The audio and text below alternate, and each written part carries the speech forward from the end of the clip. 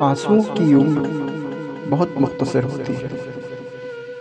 آنسو جھریوں کی پگڈنڈیوں پر تھوڑی دیر کو تو جلتے ہیں، پھر اس کے بعد یا تو رونے والے کی آستین میں جذب ہو جاتے ہیں یا تو پہنچنے والے کی ہتھیلی پر۔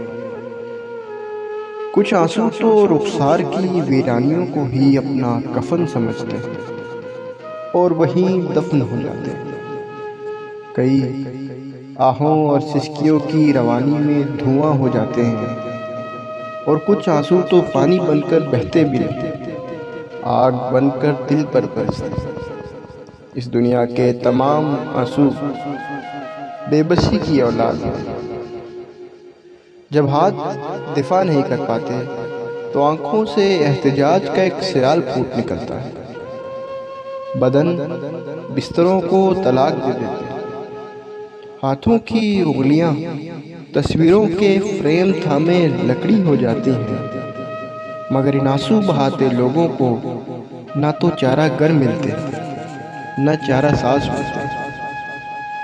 گھروں میں آویزاں کیلنڈر تاریخوں سے بھرے جاتے ہیں، مگر دنوں کے نور سے خالی رہتے ہیں۔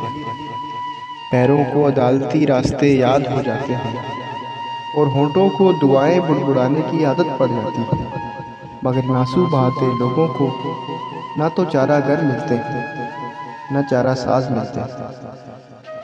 ماؤں کی سماعتیں عدالتی فیصلوں کے انتظار میں مدھم پڑ جاتی ہیں۔ باپ دلیر رہنے کی اداکاری کرتے کرتے تھک جاتا ہے، مگر ان آنسو بہاتے لوگوں کو نہ تو چارہ گر ملتے ہیں نہ چارہ ساز ملتے۔ بھائیوں کے کاندھے آئی روز میتوں کی بوجھ تلے